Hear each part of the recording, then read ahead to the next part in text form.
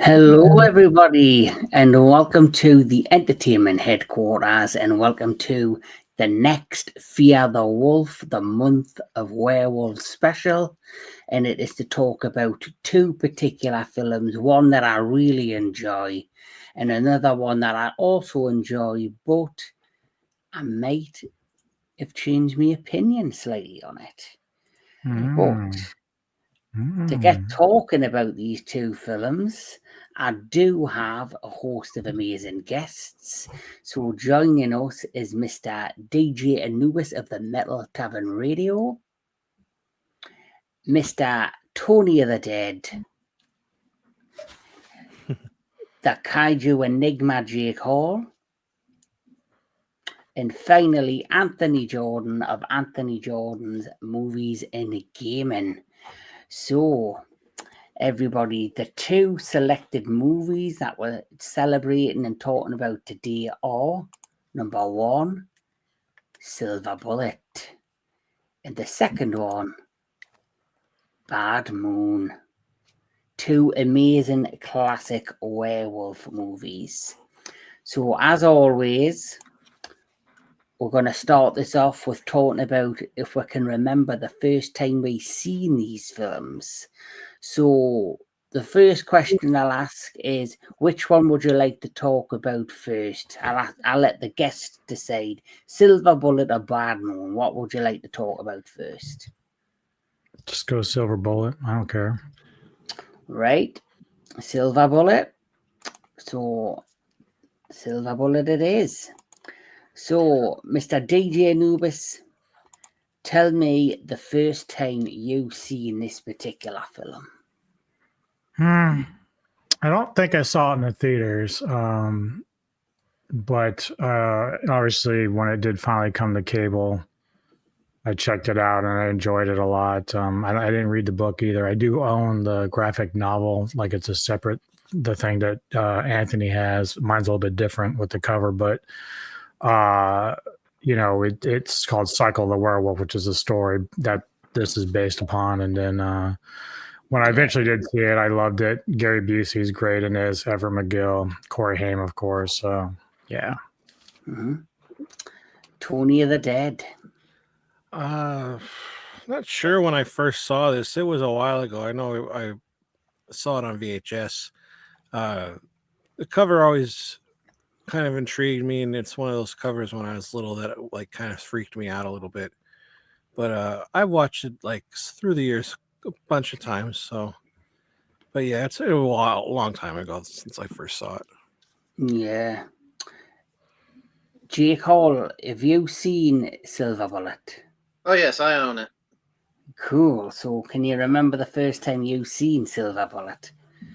It was on TV. I think my brother was watching it at the time, and I caught the tail end of it, I think. I don't remember exactly, but when I finally was able to watch it, when I bought or seen it again on TV, I was like, oh, I enjoyed this film. It was a interesting take that a preacher was a werewolf. And I bought the Shout Factory Special Edition on Blu-ray, and then I got the 4K of it. So, yes. So, Anthony Jordan. First time I seen it, I was maybe 8 or 9 years old. My mom borrowed it on VHS from a sister. I loved it, and it was just something growing up I never owned, but whenever it was on TV, it always felt like a real treat, and eventually I got the Shout Factory Blu-ray. Yeah. My first time seeing this particular film, I remember, I think it was close to Halloween. And obviously it came out in 1985, so it must have been 2 or 3 years after it initially came out. And we had a local video store called Zodiac Videos, and we were all allowed to pick a film to bring home. And I believe it might have been my brother or my father picked Silver Bullet. And me being a young kid, I got something like, I don't know what, Scooby-Doo and the Reluctant Werewolf, something like that, like a kiddies film, because I was a young kid. But I do remember watching it downstairs with the family and shitting a brick, especially the first, what I consider the most gruesome kill. Of course, you have that one that starts off at the railway, but it was the one where he climbed up into the room and killed the woman who's about to commit suicide. That really stuck with me.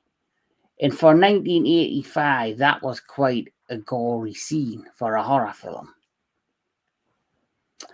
So, let's talk a bit about Silver Bullet. Silver Bullet is a 1985 American horror film based on the 1983 Stephen King novella Cycle of the Werewolf.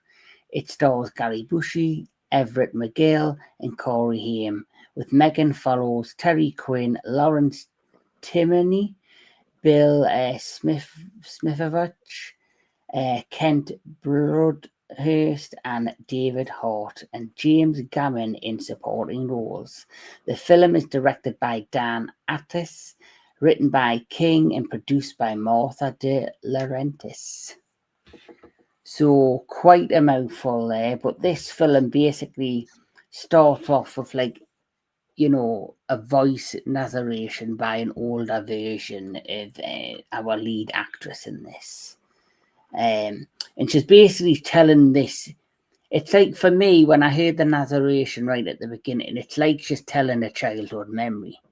If you know, it feels like something like the Wonder Years, where, like, you've got, like, somebody who's telling, like, you know, a story about, of course, an event that happened during childhood that's always remained with them, but it's also a bonding experience between the character of course, Marty, and the character of Jane Coslow.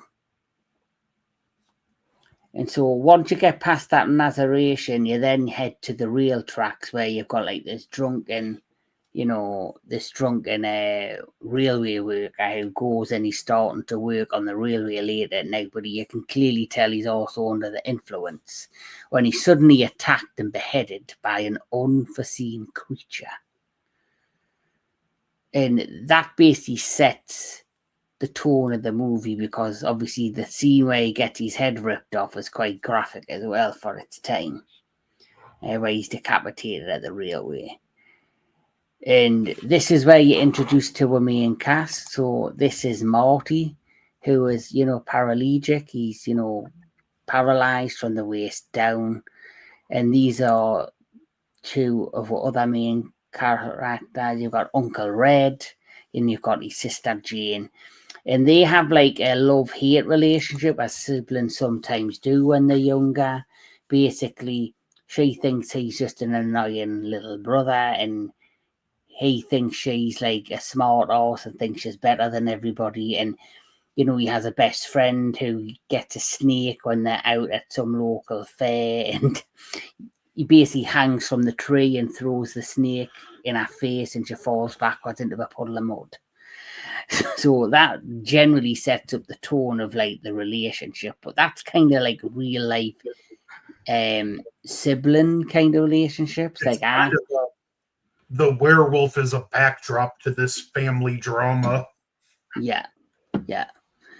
So that kind of starts off, and then, you know, while we're at the fair, we do see this lady who goes behind where Jean runs into the bushes crying. We do see this lady who's talking to somebody about, you know, she's now unexpectedly pregnant. He wants nothing to do with her. He's basically saying, what's in that bun in the oven isn't mine. It isn't mine.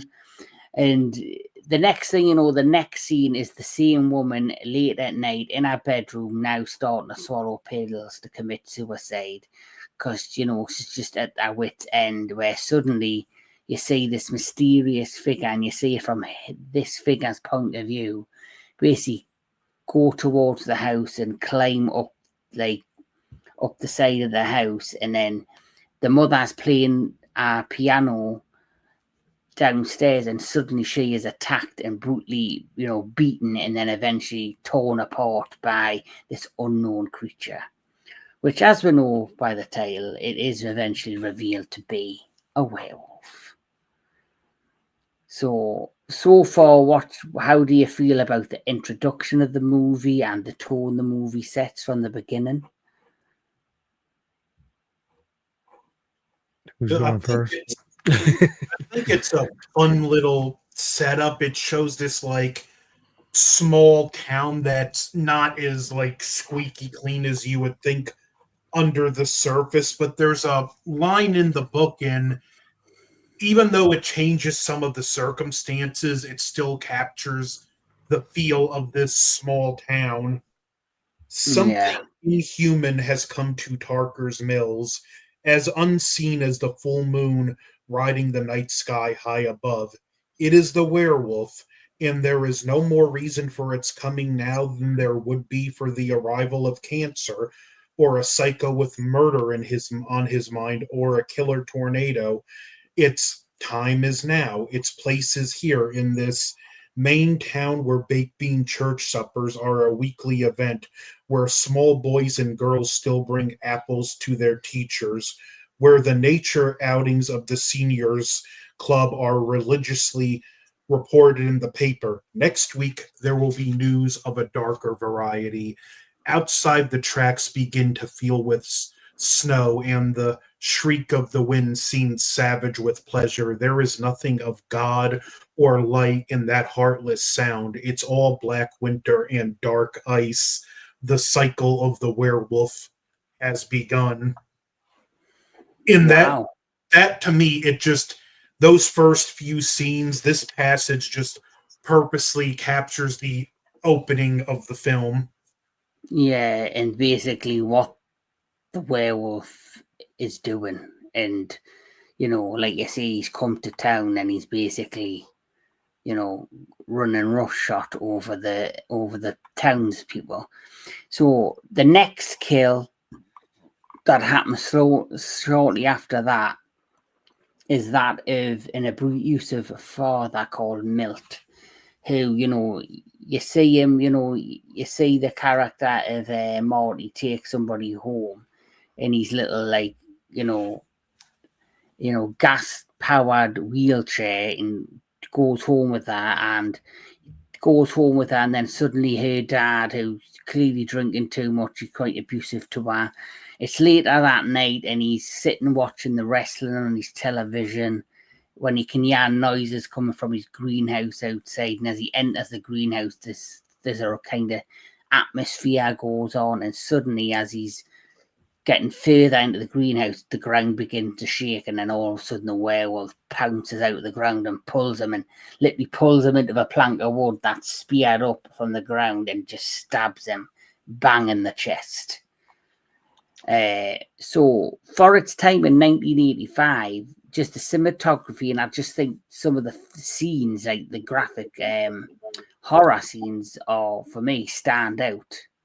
Well, even just the atmosphere. I mean, when Marty goes to light his fireworks, he's on that little bridge. Like, it's generally creepy just being there. Like, I wouldn't even want to be there, even if I wasn't paraplegic. You know what I'm saying? So it's like, I wouldn't want to be there now. Or even the scene with the abusive father, even though you don't have any love for this character, it's just chilling to think that you could be walking up there and there's just something that deadly right beneath you staring up at you.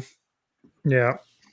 Like, basically the atmosphere and the tone of the movie during the nighttime scenes and generally makes you not want to leave your house or walk around this town at night. And if you see like the contrast, so for example, you've had two murders at night and it's eerie, it's creepy, there's an intenseness and atmosphere in this.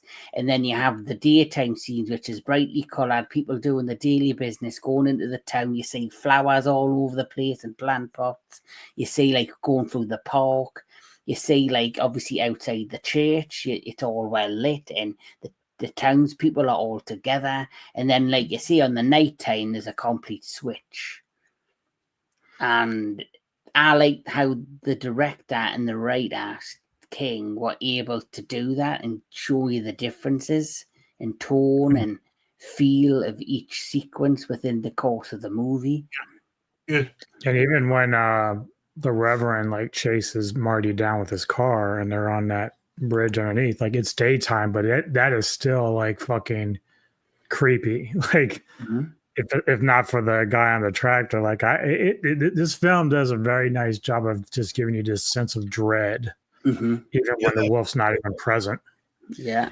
And what I find funny is that I didn't realize that when I first watched this, and then later on, I didn't realize this was based off of a Stephen King book. So I was like, oh, this is based off Stephen King, the one who created it. So I was like, it's a very short read. oh, wow. Yeah. And does that, obviously, the book you've got there has got the full, obviously, lowdown, the same, like the full story. Yeah, and it also has art in there too, so which is very cool. Yeah. Okay. I have a question. In the book, is the girl that he's interested in that, and does she get killed? No, she's not a part of the book. She was added for the movie. So she was kind of pointless to be added. I thought maybe they just didn't give her like death. It's a very simplistic story. It really needed to be expanded to be turned into a movie. But there's a cool piece of art, and I don't know if Anthony can find it, but I think the wolf is actually grabbing a dude's face and like ripping it off. Like it's pretty graphic. It's pretty cool though. Yeah, there is that scene in the actual movie. Oh, that looks cool. Okay, this is what the closest the equivalent movie has to this is when he kills the sheriff. Yeah. Yeah. Oh, he bats him over the head with the peacemaker hat. See, I was about to ask what was the name of the bat. Peacemaker. Now that's probably the best visual in the book right there. Yeah. Oh, wow. 1 second. Want to show that again, Anthony? Do it again. Do it again, Anthony. Okay, now focus your camera. There you go. Oh, that's cool. That's cool. Oh, yeah. Yeah. So the one thing I love about this movie too, and it's something Anubis and Tony will be discussing with me when we talk the original Town That Dreaded Sundown, but I love the theme of this small town that's just completely engulfed by fear. Yeah. Oh, yeah. But since you brought them up, the one thing I also noticed about the Reverend, because obviously as the plot progresses, they do a great job in the film to kind of put you off the track of thinking the Reverend is the werewolf. Because what happens next, I think's great, because obviously we have had 2 murders. The town's now, there's like an atmosphere in the town. There's a tenseness because they now think there's some sort of mass murderer in the town now. And because of that, because that there is this atmosphere and all of this, people are like frightened to go out. There's a curfew. There's all of this stuff that's being put in place. And then, of course, there's that scene where Marty leaves, and the next thing you know, his best friend, he's just left flying his kite, and then the next scene is a total shocker. You see him flying his yellow kite with the face on, and the next thing you know, it goes from that, like I say, the contrast of going from day to night. And then when it goes to nighttime, you see the policeman basically over at, you see this guy, the policeman, and he's sitting on a park bench, and you can tell that something's happened that's graphic, that he's in complete shock over, and then it's revealed that Marty's best friend's been slain by the werewolf. So And can we say that his dad, dude, is an amazing performance in this because, like, I feel his pain. Yeah, like that. His pain of all this is so spot on. Like I kind of like had a it hit me in the gut, especially where he pulls up in his car and the the police officer's trying to say, "Don't go over there. You don't want to see what." And he lifts the sheet up and he can see he sees his slain son's body and he just yells out in agonizing grief. Yeah. And you want to talk vigilante justice? I'll give you vigilante justice. Yes. And also the like scene before Marty leaves, the way he looks back at his friend, it's like he knows he's not going to see him alive again. Yeah. Yep. Yeah, and then obviously you've got Gary Bushy's character who's basically trying to comfort Marty and trying to like be there as a good uncle to him. And this is where the one thing I'll talk about the priest is like this is where it kind of like it puts you off a curveball. You get that amazing sequence, which is a nightmare sequence where the priest, you've seen him do the church service for Marty's best friend. You see the grief in Marty's father's eyes, and there's the next scene where the townspeople have now had enough of all the murders and they're going to do vigilante justice and go out there on their own to go after whatever is doing these killings. And then you have that amazing scene where they're out like in the forest area and there's fog, and then you have the sequence where the werewolves are in the fog hunting the people. And the best one is where he gets the peacemaker bat and just smashes people's heads in. And then there's that scene with the guy with the mustache who goes, "It's in the fog, so we've got to get out there." And next thing you know, he gets pulled backwards by the werewolf, and the next thing you know, you just see this head being lifted up through the fog by the werewolf. That scene is creepy. That is definitely creepy. And it's definitely creepy. But then after that, you then get a scene with the Reverend again where there's the other funeral with the other people that's been slain by the werewolf. And as that scene's progressing, the father, the slain boy, stands up and he starts like laughing, like with this evil grin on his face. And then slowly but surely, each and every one of the members of the church begin to transform into werewolves, and suddenly it flashes forward of the priest sitting up in bed, and it's been a nightmare, and I think he lays back and he says, "God, make this end," something like that. So immediately you put you off the scent that he is the potential werewolf. And you also had the scene before that happened where he came running around the cars trying to stop people from driving away, trying to be the good priest that he is. So you just immediately assume he's a man of faith and he's got all the good intentions.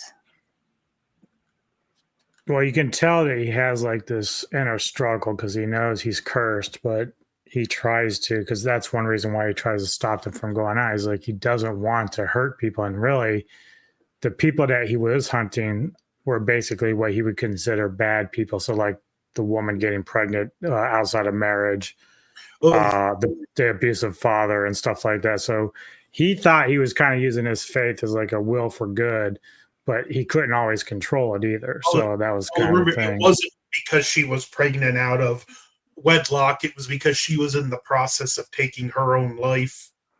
Okay. Yeah. So it was somewhere along that line. And then he did say that he had to take her life and basically slaying her so her soul would be saved. Yeah.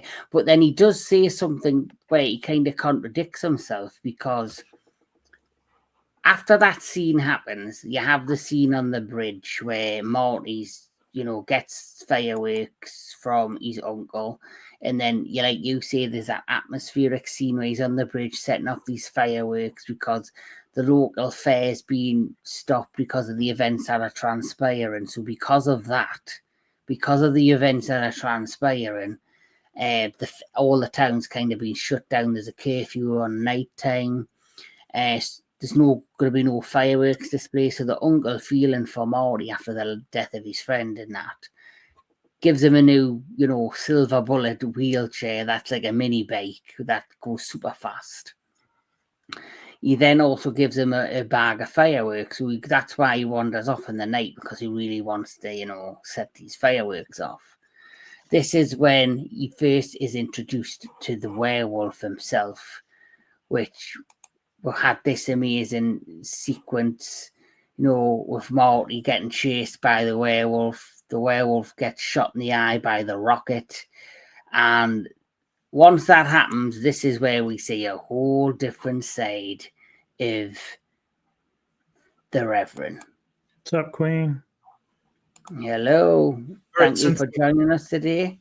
Since we talked about the uncle, I want to know about how I like some of the family dynamic in this, like the one scene where the mother's nipped at him. And while I understand where she's coming from and how she doesn't want to see her son to be exposed to that excessive drinking, which I get, I also like how he's right in his own way too, where he points out, you need to understand there's more to your son than him not being able to walk. And I love that that's why Marty is so close to his Uncle Red, because his Uncle Red is the only person in his life that doesn't treat him different for being crippled.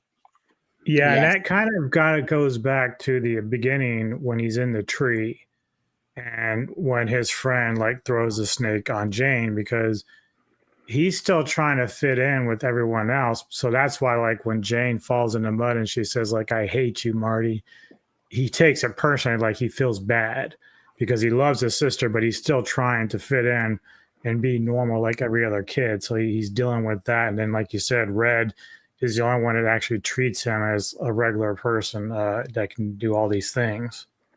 Mm-hmm. And was her sister or his sister collecting cans to help raise money? Yes. Yeah, some kind of fundraiser. That was her. Well, she would do it normally, but she would also do this to try, because Marty was convinced that whoever it is has their eye hurt from that rocket. Yeah, mm-hmm. And when she goes to the Reverend, you see Reverend's eye covered up in the patch, and you're like, oh, okay, we know who the werewolf is. Yeah. What I love about that scene is it's not so much that she's out there looking for a person with one eye, but that's not what the scene's about. That scene is about the eyes. In the eyes of everyone she talked to, they just have this blank, lifeless stare. Yeah. I was going to say that, yeah. But since you brought up the Reverend, I noticed right at the beginning of the film, he looks very clean cut. He's very clean shaven. He looks very much together. Once the events transpire where he's transformed into the werewolf and he's shot in the eye, you then start to see him get more disheveled and kind of more edgy and more dark and serious, because it feels like he's desperate. He's desperate to keep himself undercover. And there is a scene where when he chased Marty, and Marty ended up where he chases him in the car and he nearly knocks him out of his bike over the bridge, and then Marty's now trapped in that condemned bridged area, and the priest goes after him. He suddenly's he starts telling them why he's been doing what he's been doing. You see, he killed the woman because if she had killed herself, her soul wouldn't have been saved. But he did say that he does not kill children at one point, but yet he killed Marty's best friend. So he kind of was hypocritical there, where he's saying one thing, but we've actually already seen him slay a child. Well, he's hypocritical by saying too that I'm gonna save her by killing her. Mm-hmm. That doesn't make any sense either. I'm trying to think though. When he killed Marty's friend, was it a full moon that night? That's what I'm wondering, because obviously as we get towards the end of the film, Marty mentions that the Reverend's going to wait till it's a full moon because he's going to be more wolf than man. Because this is the first time you kind of see a werewolf that has a sense of intelligence about it. It can use a bat as like a weapon. It can be kind of smart and know what it's doing. But maybe when his friend was killed, it was a full moon and he didn't have any control of like what he was going to do. Yeah. So, and he can turn into the wolf at any time. Apparently, or some version of a werewolf. But like you see, once he's at full moon, he then becomes fully unaware or fully like in beast mode. And obviously, once this event transpires, and then the uncle looks at the back of his, his new silver bullet, it's then revealed basically that the uncle's now starting to see maybe they're not completely lying. Yo, Gojira 851, thanks for joining us. Yeah, and this is where it heads to the near end of the film where, the uncle goes to the police station, the cop who basically hasn't done much to solve the murders, goes to the Reverend's house, ends up going into where all of the recycling bottles are, and he starts to get suspicious when he sees the scrapes on the side of his car. Suddenly the Reverend turns out of nowhere and then begins in front of him to transform into the werewolf and then brutally beats him to death with the Peacemaker bat, which I love that scene. It's one of the, there's many great gore sequences or death sequences in this, but for me, that one with the bat against the police officer was really well done. And this leads to a final where the uncle takes a silver necklace from both Marty and his sister and takes it to a craftsman. And I love the craftsman. He's like, because he's trying to sell it. Red's trying to sell it. It's like, yeah, it's the Lone Ranger. He's a big fan. He goes, or werewolves. It's like, I love that it's just implied that like he knows there's a werewolf on the loose. Yeah. You go. I like it when he walks in, Gary Bushy's character, and he's like, so my nephew, he's become a real fan of, Long John. What was it? What show was it? Lone Ranger. Lone Ranger. And I wanted to get him a silver bullet. And he's like, you want me to make this silver bullet? And then goes, that's probably the most perfect bullet that I've ever made. He goes, it's just for, decoration. And then he goes, oh, it's for a werewolf. And he just says it like he knows what's about to happen. He's like, what are you going to shoot a 38 bullet out made out of silver? How about a werewolf? Yeah. And this obviously leads to the final of the film where, you've got Gary Bushy's character with the gun. He's in the house. He still thinks that the kids are being paranoid and that it's nothing really is happening. But then at the same time, he's also starting to think, are they lying? Or is this actually really happening? Because he starts to doubt himself. And then just as you think nothing is about to happen, the werewolf appears at the window. He then breaks it through the wall of the house, throws Gary Bushy all over the freaking living room. They drop the gun. This is where, of course, they end up, finding the gun and the bullet and manage to get it in time and shoot him blankly straight into the other eye.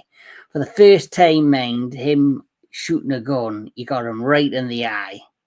Mm-hmm. I wish I was that damn good.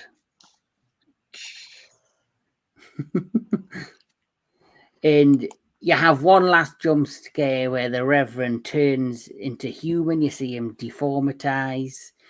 And then just as he's lying there like that, he goes, oh. Mm-hmm. Yeah. Which, I'm not going to lie, did scare the bejesus out of us. Haven't you watched horror films before? You know that shit's coming. Yeah. But remember, this was when I was a kid. Just like in Scream. Be careful. Yep. They always come back for one more scare. Yeah. Not my movie. But that's Yes. stupid though, right? Because he got shot in the eye. Like, why would he jump up again? Yes. I get it, but like, Well, it was like you say to have one more jump scare for the Yeah. audience. Yes. But on all, Anubis, what's your like overall thoughts of Silver Bullet? I still like it a lot. Everyone knows I'm very particular about werewolf films. Like I'm very, very particular, and so usually, even though I probably could round my stuff off to like top 10, but usually around top 6, and this is actually number 6 on my list very Mm, easily. yes. So, Tony the Dead, your overall thoughts of Silver Bullet? I always enjoy it when I watch the movie, and I don't watch it very often. So when I watch it, I end up like forgetting something, and then when I watch it again, like I've totally forgot the first kill with the human, and it was funny because he's singing that Rheingold beer song, and I only ever heard of that song from the Golden Girls. They started singing, and when he's singing, I'm like, oh my god, I know that song. So it was neat, but like, yeah, I was this a made for TV movie? No, Theatrical. It Yeah, it kind was of in has theaters. like that feel like it could be on late night. You know, Yeah, like, it does have that vibe, yeah, and I think that Yeah. happens like a lot with Stephen Stephen King books. Yeah. Yeah. Mhm. Yeah, it definitely had a good feel to it, and with the bullet part too, and the storytelling. But when she's talking behind it, it's almost like, obviously this is a fantasy, but it's like he's like an old like blacksmith in a way, you know, like Yeah. kind of like that. So it's like going into battle. I'm gonna make you the weapon that's gonna, you know, the fucking Stormbreaker or whatever to go and defeat the big monster kind of thing, which is cool, you know. And yeah, but I like it. I always enjoyed it. And Corey Haim, man, he was so good in this. Mhm. He's such a likable kid, and that's coming from me. That means a lot because I don't like kids that often in movies. I hate them.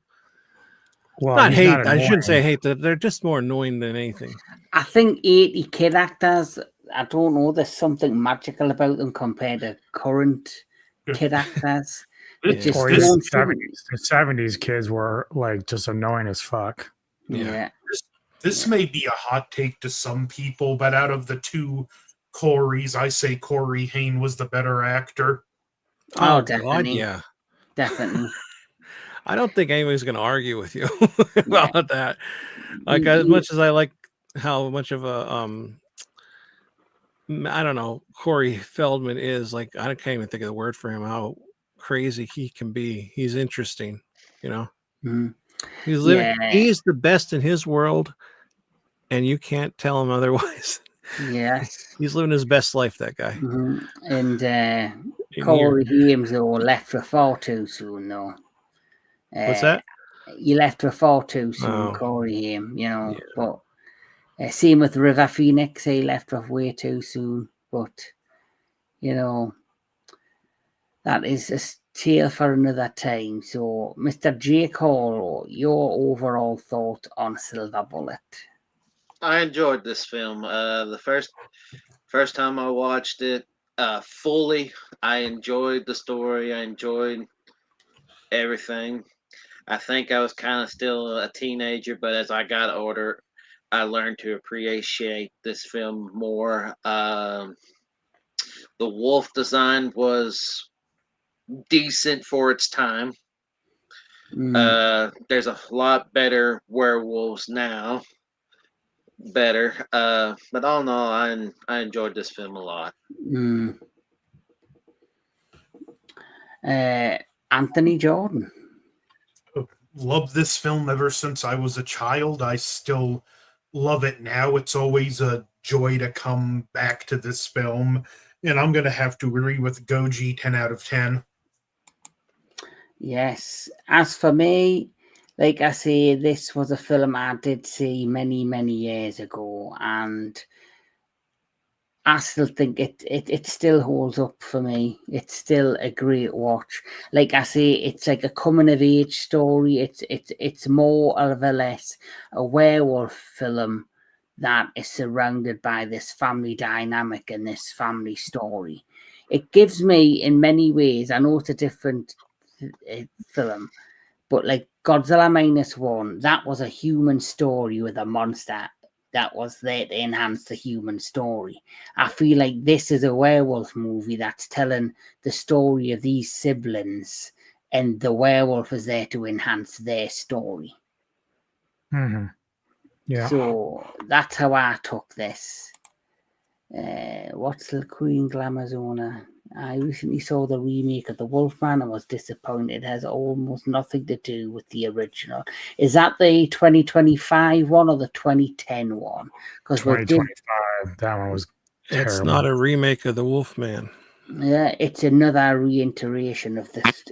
It's Wolfman by name only. It's another, Wolfman, not The Wolfman. it's another reason Blumhouse should never be allowed to make another movie.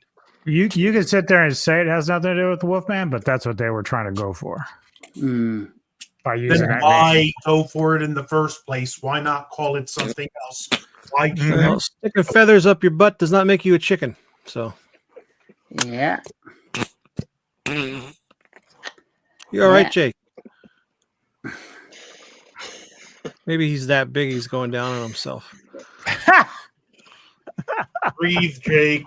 He's very hairy there. You sure you're not a werewolf, motherfucker? He's changing. Wolfman got nards. Oh, get that moon off the screen. That's his head. We want Jake to be alive to join us for more streams. Let's not kill him here. I don't even know what triggered it. Yes. Anubis did it. Well, let's get back to focusing on what we had to talk about. Now he's muted. Sure, Daddy. And let's talk about our second werewolf feature. We're going to take a look at Bad Moon. That artwork alone is fucking fabulous.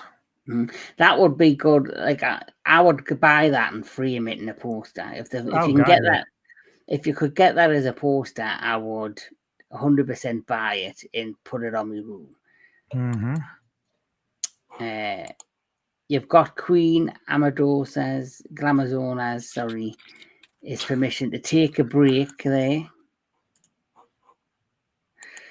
And yes, the Crackman 2025, just eat popcorn, correct. So, yes, DJ Anubis, can you remember the first time seeing Bad Moon? Yeah, I think it was definitely around the year it came out, probably a year after when it was actually on cable. And I think it was either Sci-Fi or USA or something was playing it. And actually I was kind of sitting down with my mom at the time watching it and didn't really know much about it. Just I remember seeing that it was like about werewolf, and then I watched it. I was like, dude, this is fucking good. Like I was really excited because up to that point hadn't been many werewolf films since the 80s. So by the time that one came out, I was like, oh, I'm all over this. This is so good. When I went, I'm going to buy into VHS like right away. What's up, Omni? Yo, my beautiful friend Omni, nice to have you join us. I hope you're doing well. Oh, Queen, you have to see Bad Moon. You have to see it. Oh my God, yes. Please see Bad Moon. Mr. Tony the Dead, can you remember the first time you seen Bad Moon?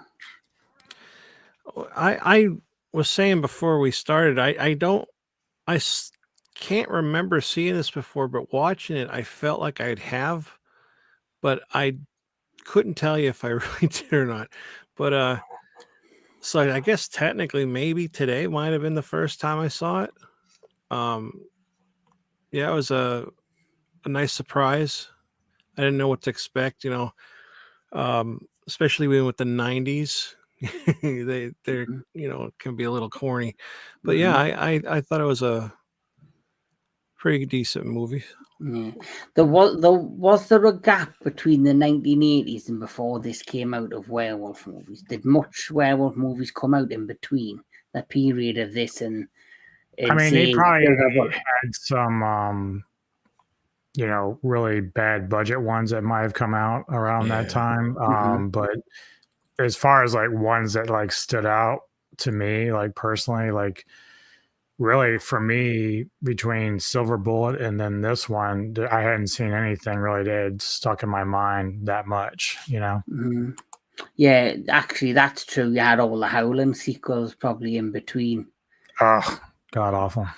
But of course, when it comes to Silver Bullet, that was probably at the time the most newest and freshest original werewolf film instead of sequeling or remaking previous films. I know that our friend Jake Hall hasn't fully watched this film, but he has seen clips and has seen part of the movie. So just off what you've seen, how do you find what you've seen? Like what you know of the movie?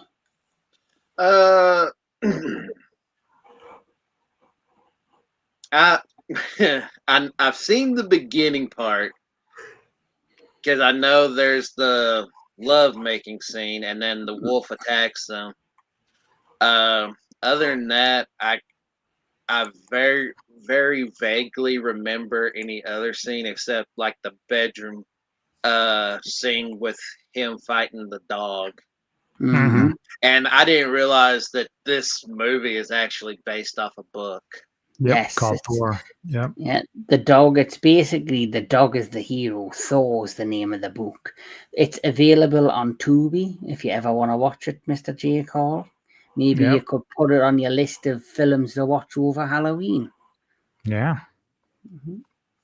And if you do, and if you do watch it, give us your rating and tell us what you think of the movie. Righty hoo. Anthony Jordan, your first time viewing Bad Moon.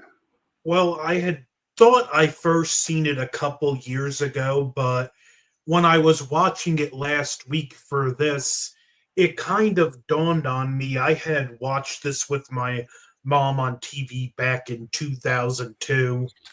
I don't know why, just the right memory clicked, and I'm like, oh yeah, we watched this. So that was my first time, but I just didn't remember it.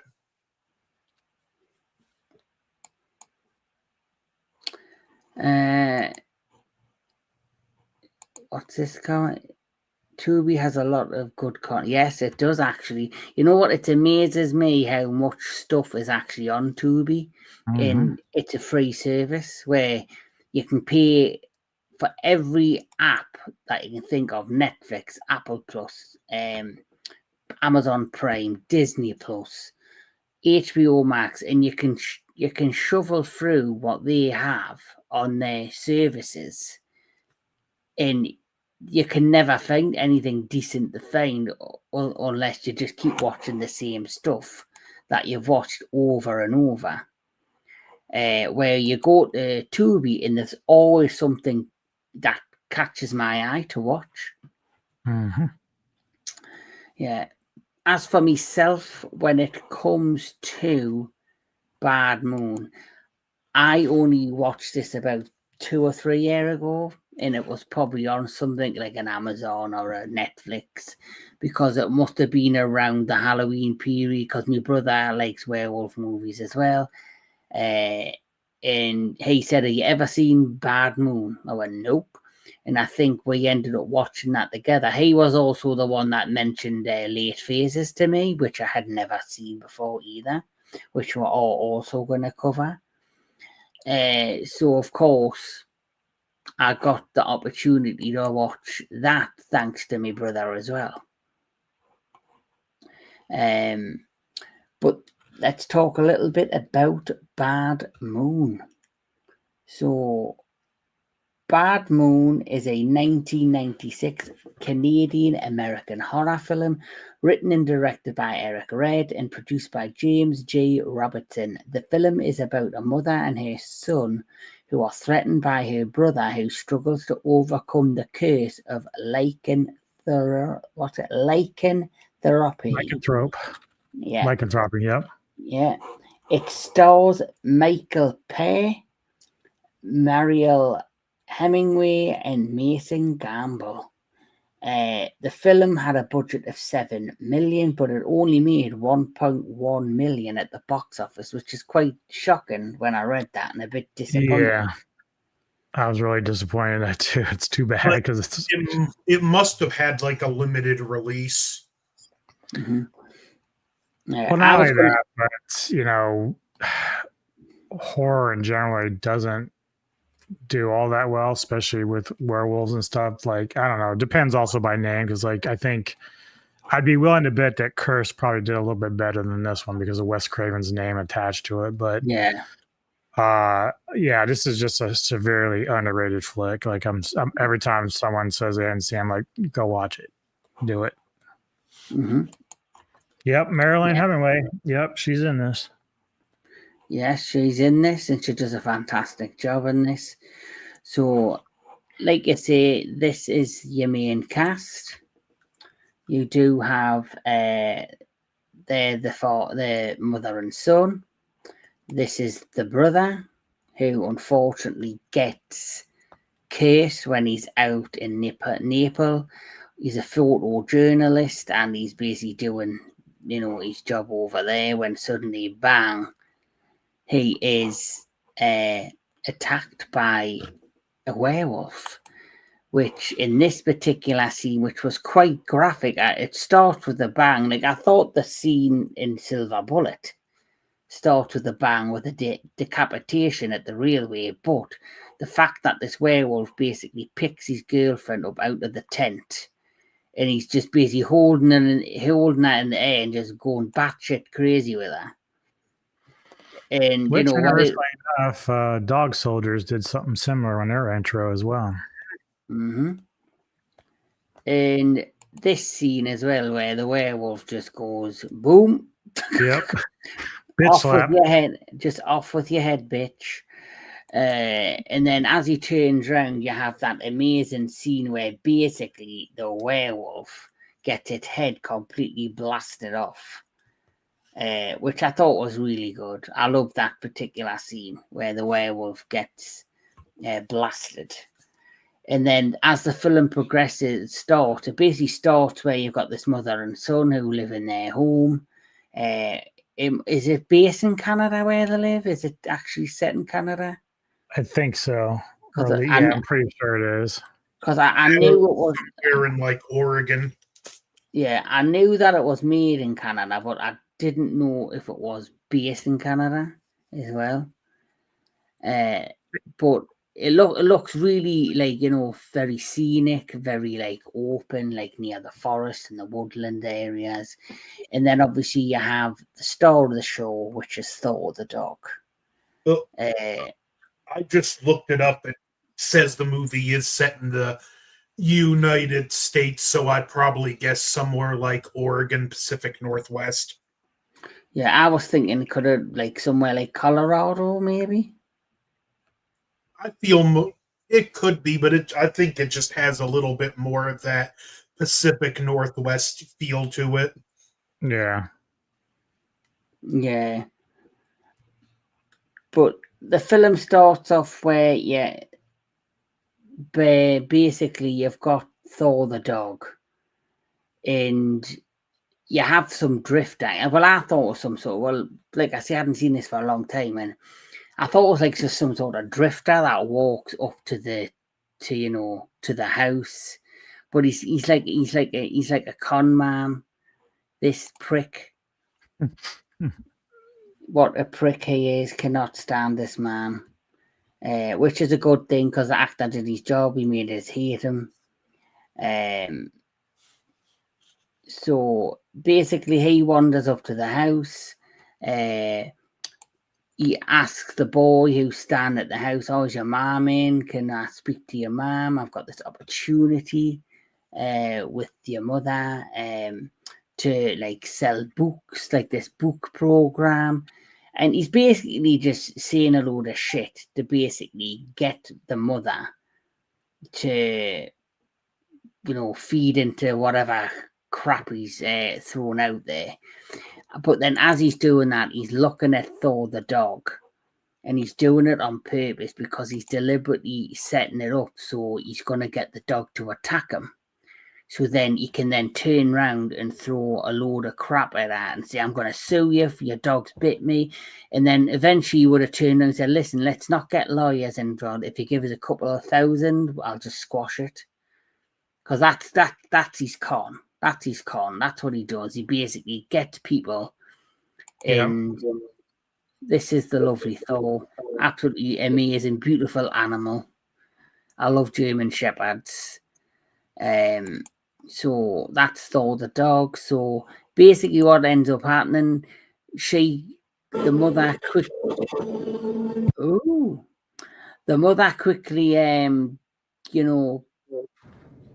gets wind of what he's doing and is like, "Excuse me, I'm not believing in your crap, your bullshit."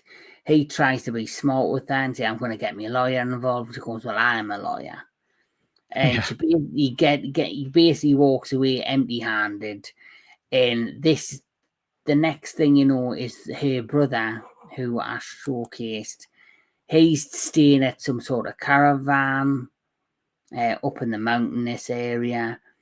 And so they go pay him a visit. And after they have a great time, they come back to their home. And then there's a scene where there's like a lumberjack. I think it must have been like a lumberjack, electrician. He's in the woods and you can hear growling, and he's suddenly attacked by the werewolf. And after he's attacked, there's then police everywhere. He's now scared and he says, "Can I come and stay at yours, or do you want to spend time with me?" And you see a shift in the brother where he's very scared and he's very like worried about people's safety because he knows he is a werewolf deep down. And he's also very protective of his nephew and his sister and the dog originally. But as the plot progresses, we then start to see the beast completely take over him. And he goes from being the one who's trying to protect them to eventually being the one that just totally succumbs to the power of the werewolf and, tries to destroy his family. So that is actually my favorite aspect of this, because the guy who's the wolf is either horrified about it or he's embraces it and becomes this horrible person. And I love that this movie strikes a nice little middle ground where he doesn't want to hurt anyone, but the longer he's infected, the more of the beast takes over. But even when it does, you still see the glimmer of that man that doesn't want to hurt anybody. Yeah. So, Anthony, do you want to continue talking about the plot of the movie? So he agrees to stay with his family, and you admittedly get a touching scene with him and the sister, which it does sell the emotion of the movie pretty good and foreshadow the tragedy of this family that's going to be ripped apart. And it's slowly the dog starts to notice, like the dog notices the werewolf chained to a tree in the woods, and then it becomes suspicious of the brother, and the dog's attitude starts to change towards him, and even him, where he's understanding and he doesn't want to hurt his family. The wolf keeps coming out and he starts seeing the dog as a threat, and it plays into the next scene where he's going out to chain himself up, and the dog's there trying to protect his family. But the irony is, by not letting him go into the woods, the dog's actually putting the family in danger. Yeah. And it's a nice little game of cat and mouse between him and the dog. Yeah. I also like the fact how, like I say, he's actually trying to do the right thing right at the beginning, the brother. Like, you know, you see him do the transformation into the werewolf. And, you know, there's that scene where, you know, Thor clearly knows there's something wrong. And you have that scene where he's actually, you know, he's actually tied himself to the tree. He's wrapped the chain round and he's like deliberately chained himself to the tree so he can't hurt his family. But then as the film progresses and he's returned to their home, you then slowly see him, like, you know, he's aggravating Thor deliberately. He's now, you know, being a smart ass to his sister and his nephew, and he's total, like, who he is beginning to completely change. And as it progresses, I think he's always like that, because who, after what happened with him, would take pictures of his dead girlfriend or fiance like that? You know what I mean? Like, I think it brought out what's truly inside of him. And he was just trying to keep it down because of his family. Yeah, because yeah, you have that scene, don't you, where the sister goes to his caravan, and when she looks in, she finds the photos of all, like, the bloody pictures and of what happened over in, you know, where he was in the forest. And obviously she's kind of disturbed by it, which it would be, and completely, like, you know, doesn't know how. I think he was just in shock. Like, he was in love with that girl and then had some crazy shit happen with some crazy creature. And obviously he started figuring out that what it was after he was infected. But I don't know. Again, I don't know. I don't know. I do think that he was trying to connect with his family, thinking that, because you remember, he was actually trying to do experiments with blood and stuff to try to figure out how to, like, defeat the curse. Like, he was trying to get rid of it, but just couldn't do it. And he kept thinking that love would conquer all with his family, but, you know, clearly that didn't work. It might be what Tony said, but it could also be something as simple as he needs that, like, grim reminder of this is what one of these beasts did to something he cares about. And it's a reminder that you got to figure out a way to control this, or you're going to do it to other people. Yeah. And obviously she also gets, like, he's like did video recordings of his voice recording, like a voice diary. And he's basically talking about, you know, how he woke up one day and there was, you know, he was covered in blood, but it wasn't his own blood.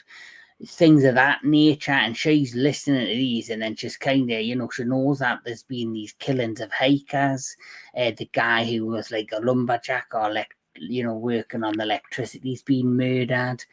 And she's now trying to put two and two together. That is he behind it, or is he connected to it? And obviously Thor's the dog is super suspicious of him. And this is where he decides, you know, he needs to get rid of the dog. And so he basically sets the dog up to attack. And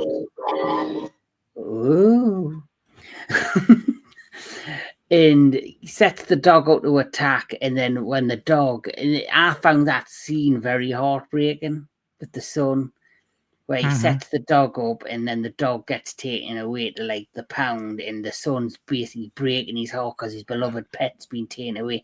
Then you have that scene where the brother basically goes over to his dog kennel and just pisses on the dog kennel. He's jerk. He's marking his territory. Right after that emotional scene, my heart was breaking along with that kid, I'll tell you. I thought that was great. That just showed you the tension, like, because that clearly was the moment where the brother's like, beast versus beast. I'm going to outsmart you, dog. This is what I'm going to do, and now I'm going to go piss on your fucking house. You're gone, and I'm going to win now. I also like the irony of before that the werewolf inadvertently protected the dog when that fall artist came back and he was going to kill the dog. Mm-hmm. And speaking of the werewolf, we'll have to mention how fantastic the suit was. Yes. That was, especially this scene. I like how. What the fucking? Sorry. What the? I cannot remember the werewolf seeing that, Tony. But you know, it's like the suit alone and how they had put the saliva on the teeth as he was walking in the kitchen scene just amplified how crazy looking and brutal this werewolf is. Yeah. One of the best, I guess, practical werewolf suits I've seen in a film. Yeah, Like, it just has one mistake. Just one mistake. What? That's the CGI towards the end.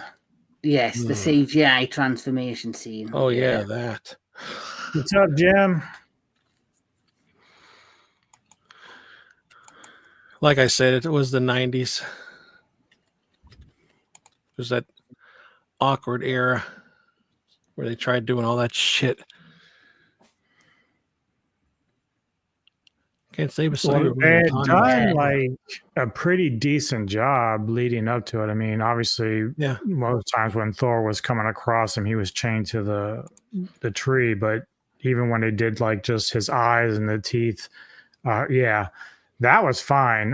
But I think they were just at that point they had to figure out what they were going to do with the full transformation, and like either you go and try to do the howling, which would have been perfect, but you know, again, this is the 90s. You're trying to cut corners, and you have early versions of the CGI. Yeah. So they just went with what they could. But and I also think it had a 7 million budget. So if you think about it, the budget probably went on just creating the practical suit. Oh yeah. So definitely. You had the practical suit, like the aftermath of him transforming. Yeah. But then, of course, you need to kind of eventually showcase how he does transform. So, like you say, they've probably spent over the budget on the suit and thought, right, and CGI slowly coming in. Why don't we be maybe one of the first werewolf films that implement it? And of course, it wasn't the best. Like, if you look at it now, it is very dated. It is like, you know, older CGI, but for its time, maybe, you know, it was good at the time, but now you can clearly tell it's not great CGI. Yeah. It reminds you of like something they would use in like Goosebumps or something from back then, like where the kid would change into a monster or something. It was like mixed almost. Like it wasn't like some of like when they show it straight up in the face and it's changing, it looked bad. But when it was like stretching the body, it looked weird, but like still you could see it changing at the same time, almost practical. It was weird. It was a mixture, but it didn't work out. They tried. Mm-hmm. So basically, as after Thor's been taken to the pound, after the, you know, the body of the dickhead salesman was found, I was so glad the werewolf killed him. I thought, you know, get in, you deserve to die, prick.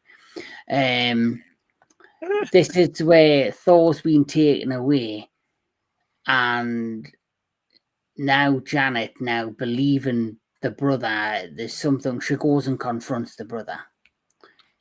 And this is where, like you say, you have that transformation into the werewolf in front of our very eyes, and he basically attacks her. And Thor, you know, you've got the son that goes to save Thor and like get him out the pound, and it's like beast versus werewolf by the end of the film.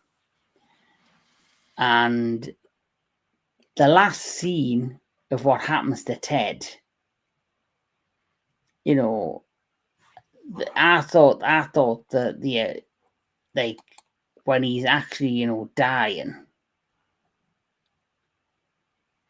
I thought was brilliant. I think the practical effects there are just brilliant.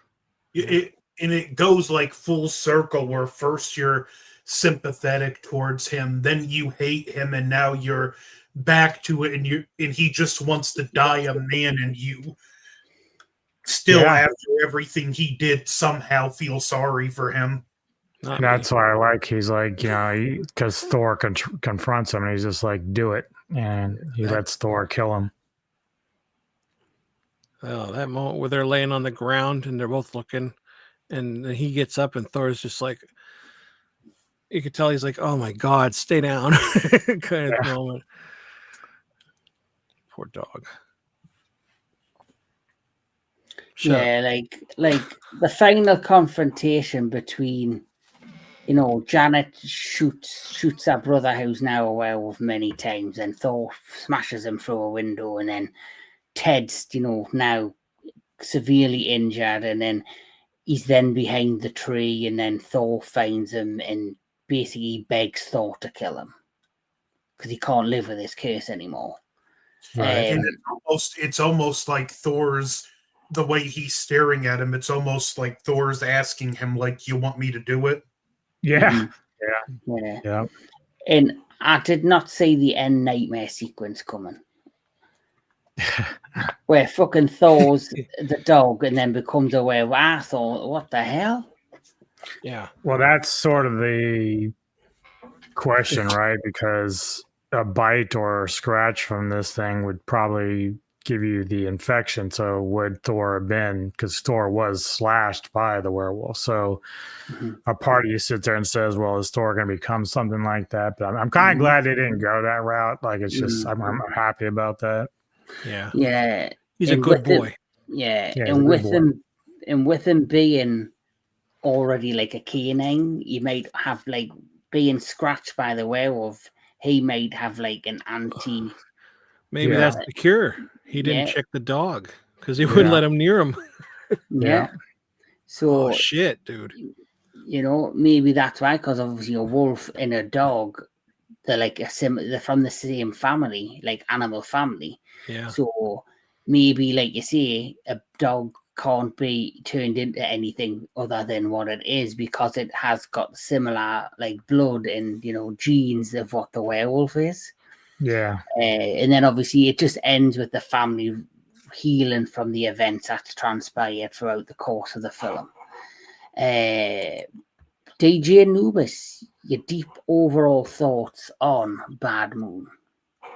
Definitely love it. As far as like a werewolf look, it's great. The practical effects are great. Story's fun. Flows very nicely. You know, doesn't lag in here. The gore is good. Definitely in my top 10. It ranks at number 4 currently on my top 10 list. Yes, welcome, Walter, my brother. I hope you're doing well. Mr. Tony the Dead. Are we giving scores too? Well, at the end, I'm going to ask you a question. So, okay. So, I didn't know if you said overall. So like, fucking impatient, dude. Jesus Christ. Well, everybody does something different. You know how we do it. Right, you know how we do. You know how we do it. You know how we do it. 87 episodes in now. Yeah, like I said, this is probably the first time I ever seen it, but interesting that both movies you had a kid jumping out the window. One couldn't walk, which was pretty impressive because when somebody like can walk in a movie or in real life and they're not, I always look to see if they move their legs a little bit or something. I think he did a pretty good job, but like I thought, wow, that's impressive. But all I'm going to say is him climbing down that window with just his arms. He must have amazing upper body strength, right? I mentioned that because Hayne did such a good job because you have to remember it's like trying to play a character that's blind when they're not. You have to like stare straight and not like look, and that's kind of hard to do if you're trying to act. So him playing the part of being paralyzed is very good, that he was like using all his upper body to get up and down. That's some pretty impressive stuff. Yeah. And it would look believable because he didn't move his legs or anything. If you didn't know who he was, you'd believe it. I would say for sure.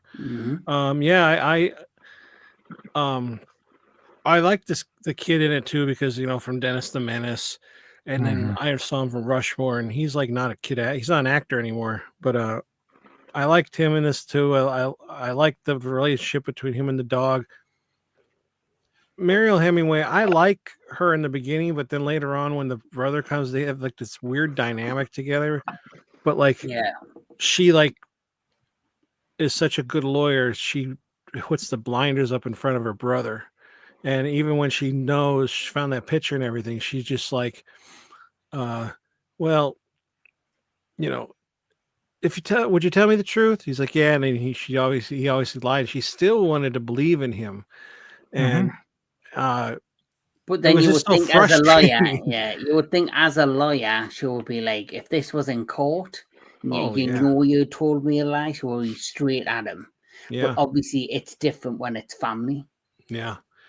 And I mean, and considering the pictures of a woman torn apart, who knows? She's kind of playing cautious, but yeah, I liked all that. I thought the effects were really good. The time period, I liked the feel of it too, because it like reminded me of like when I was, that kid's a little younger than me, but like that time, like watching movies back then, the feel of it in '96. It was interesting to see that. And I know it's just different because he said like about werewolves, like, oh I know about werewolves is, maybe like he could change basically on any moon. It doesn't have to be a full moon. So maybe they could say that's the way why he changes so differently. It's not the '90s. It's just he's a different type of werewolf. Okay, but yeah, I liked it. I enjoyed it, and I'd watch it again. I mean, I own it, so. Well, I can't really ask Jake Hall what he thinks of the movie yet, but we will get there one day. You failed that assignment, Jake. You have homework tonight. SmackDown can wait. Bad Moon comes first. I'll watch it tomorrow after I get off work. Just watch it during the 25-minute speech in the beginning of the SmackDown. Or I haven't watched it in a while, but I know there's always like a half hour somebody comes out and talks, and then you go to commercial. 2 minutes of wrestling. Yeah. So I haven't been watching wrestling lately, so. Oh, cool. Anthony Jordan.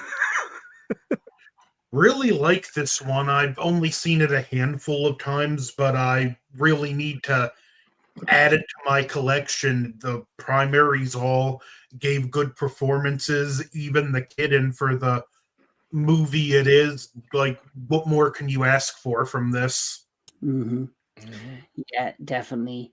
One thing I'll say is you mentioned who asked if Silver Bullet was a made-for-TV movie. I felt like this was a made-for-TV movie. I could see that too, yeah. Yeah. Yeah, that's why when I saw it on like either Sci-Fi or USA, I thought initially it was like a sci-fi film, because normally, like, I didn't hear about it going in theaters, so that's why I was like, oh, this is cool. That's the way I thought about it. The only reason why I knew Silver Bullet wasn't because Stephen King was behind it, and I know all his shit during that time was in the theater. So, except for the Salem's Lot, that was different. But yeah. But as for me, I really like this film, but I still think I prefer Silver Bullet. There's just something about Silver Bullet that I just love it. I love the story. I love everything about it. As for this, I love the gore. I love the practical effects. Fucking idiot. The mother annoys the fuck out of us. She annoyed you too? Yes. Yeah, she was very frustrating to me. She does get a little more frustrating as the film goes on. And yeah, for me, I'll have to be honest, despite all the positives, this film doesn't hold up as well for me as it did in the past. I remember I was watching, I was thinking, there's only two things I'm liking about this film: the dog, Thor, and the practical effects on the werewolf. The rest of the movie, I don't know why, the story just doesn't hold up as well as the story in Silver Bullet. I just think Silver Bullet just feels bigger in terms of the community and all this. This is set in just like, between a handful of characters in like this countryside setting. But I still enjoy it, but it just doesn't hold up the way it did before. Where this is a fun film, there's a certain magic to Silver Bullet that this one just doesn't have. Agreed. And maybe it's the Stephen King magic, I don't know. I was going to say, if you had to pick the one that you would prefer to watch again over the other, which one would it be? I would pick Silver Bullet. Silver Bullet, hands down. Mm-hmm. Neither. I just watched them. And DJ Anubis is shaking his head. He finally Well, I has mean, his moment. the thing is, like, I've already ranked them, so like, Bad Moon is always going to be my favorite over Silver Bullet, and it's mainly because of the wolf. Like, I know I'm very particular. I can't help it. Yes. I Well, think the wolf in Silver Bullet almost looks like a German Shepherd. if I was going to He's a rank bad boy. them or rate them, I'm going to give Silver Bullet a 9 out of 10, and I'll give Bad Moon 7 out of 10. Kicking you right in the fucking balls. I've got big balls, baby. He has a long leg, so. Well, I give reach England. Silver Bullet 9.5 out of 10, but Bad Moon gets a 10 out of 10 for me. Mm-hmm. Tony? I'm surprised he has a 10 for a movie. I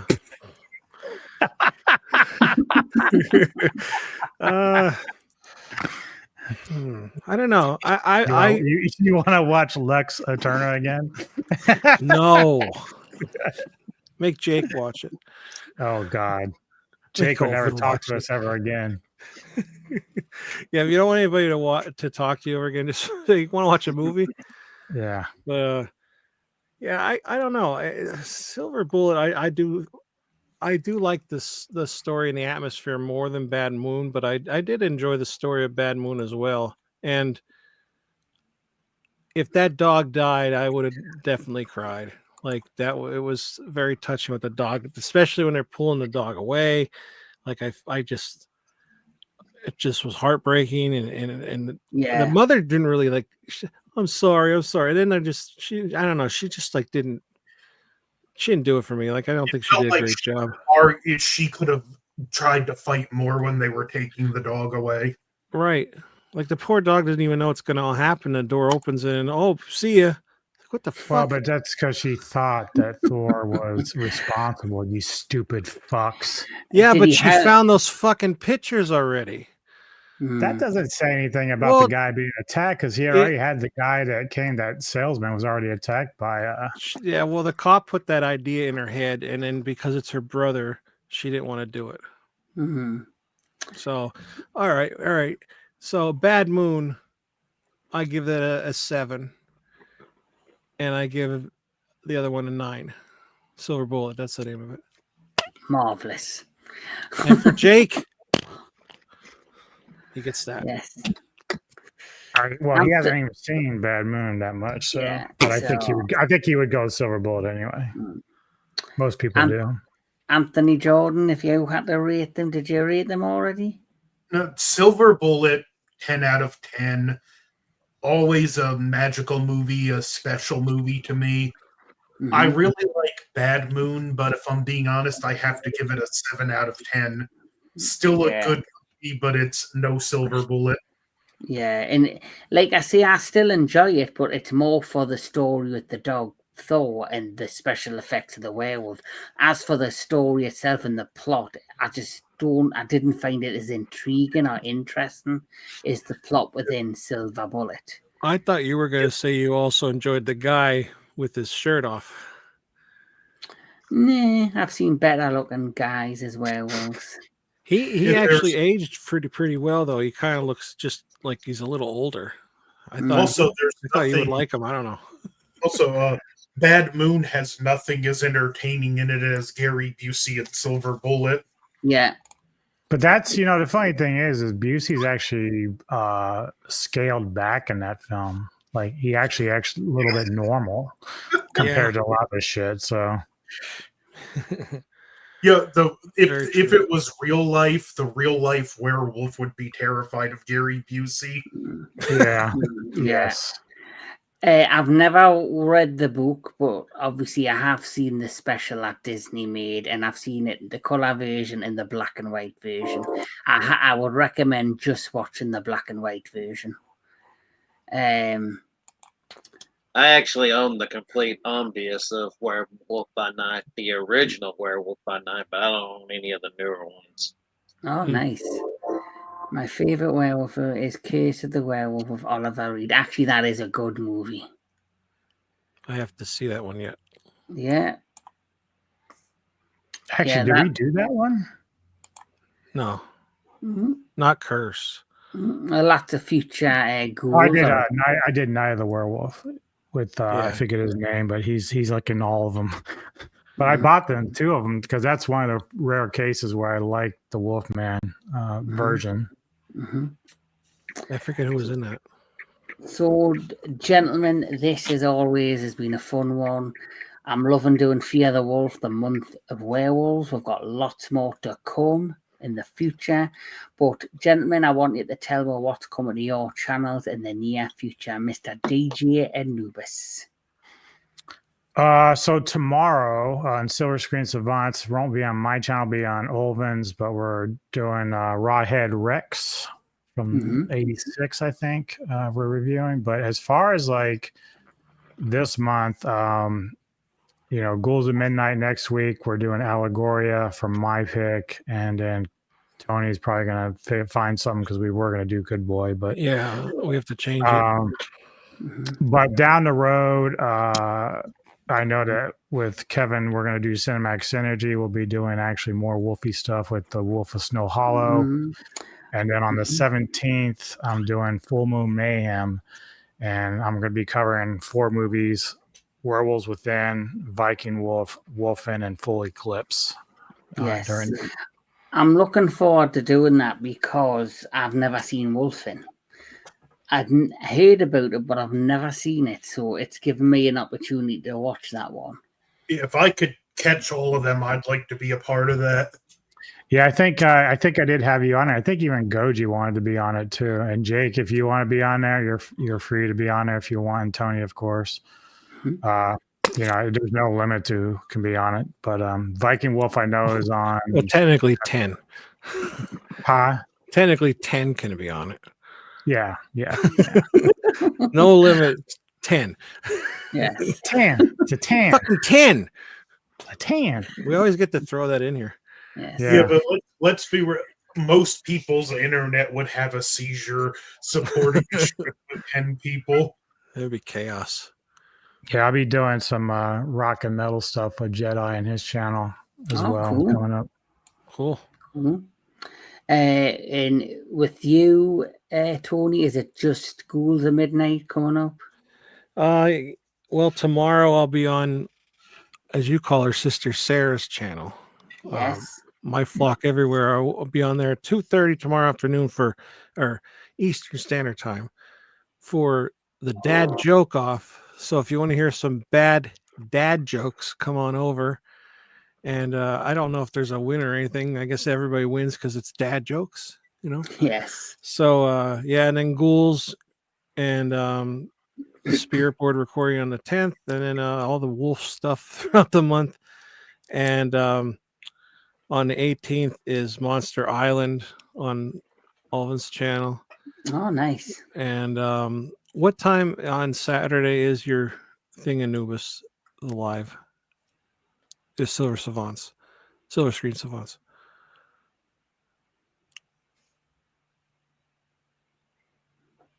$8 o'clock. Sorry, I had my mic off.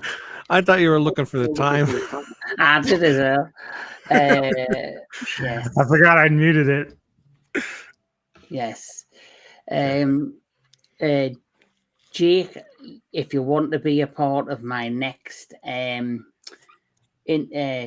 next special, which I've got 2 coming up next Saturday, which is the 10th, I'm going to be doing the Howling franchise discussion if you would like to be a part of that one. We'll also have American Werewolf in London and American Werewolf in Paris special coming up. So I'll do the American Werewolf in London and Paris. I'll do that one. Right. So it's next Saturday. Sorry, the 11th is the Howling. In the American Werewolf special, that is on the 15th, which is a Wednesday. That's at 10 p.m. That'll work. Yeah, and then the following Saturday on the 18th, it is the Ginger Snap special at 10 p.m. my time, 2 p.m. Pacific. The 20th, it's going to be Case, Wolf, and Were. And then finally, to end Fear the Wolf, we are doing Werewolves 2024, Dog Soldiers, Late Phases, and Howl. And that will be on the 25th at 2 p.m. Pacific time, 10 p.m. UK time. But that's what's coming up for me in the entertainment headquarters. Mr. Anthony Jordan, what is coming to your channel? More just Montober stuff. Still working on my redo of the Phantasm 2 review. On the 14th, Tony of the Dead and DJ Anubis are joining me to discuss the original Town That Dreaded Sundown, and I don't have a date for this yet. But since it's a public domain movie, at some point during the month, I'm going to do a live watch-along of the original Night of the Living Dead. So when that one comes, just come watch and we can watch the movie and talk about it together. Nice. Looking forward to that. Never saw it. I do want to say real quick, I might be getting a pre-screen for The Beast. So if I do, I'll do like a little private get-together if you guys want to watch it with me. Oh, cool. Sounds fun. Did you manage to finish watching that film you had the screener for that we kind of fell asleep at? I might have. I don't remember. So it must not have been that good. You switched it off. You said, "I've just kind of do it." Yeah. But, It's probably one of those Asian ones, yeah. Oh, and Anubis, are we still doing that Alien Earth review? Yeah, we won't do it tonight. I wanted to get Omni, but she's not available right now. So when she can free up, then we'll do it. I'll reset it up with you guys. But yeah, I want to try to get more people on there, even Kevin, because I think Kevin's been watching it too. So yeah, I want to see if I can get some. Yeah, I was going to do that with Tony for our next, one of our television chronicles, but I'll do it with you instead because I just want to get it over and done with. Oh, that was cold-blooded. Jake and I might be the only ones that are like kind of giving it like some soft pass, because I was talking with Samurai and he hates it. Yeah, so I'll do it with you guys and let the blood flow. Put it that way. Let the blood flow. And that speaking me and Tony, because it's his pick. So next month we'll find the time and we're going to do Dharma as the next television chronicles. And after that, I think my pick is going to be the Dairy Show. Oh, the series? Yeah. Yes. Welcome to Dairy. I think that'll be my next pick after Dharma. That actually looked all right. I did a trailer to that. Yes. Yeah. Yes. But as always, gentlemen, this has been a blast. I've had a lot of fun doing this with you guys. This has been Fear the Wolf. This is the month of werewolves. Please like, share, and subscribe to all my amazing guests' channels. They've got a great lot of content on their channels. Please check it out. Please like and subscribe to them. They're great guys. And if you haven't already, please like, share, and subscribe to the Entertainment Headquarters. We've got a lot more coming in the rest of this month. But until next time, keep an eye at the full moon. Stop farting like Tony. And good night and fear the wolf.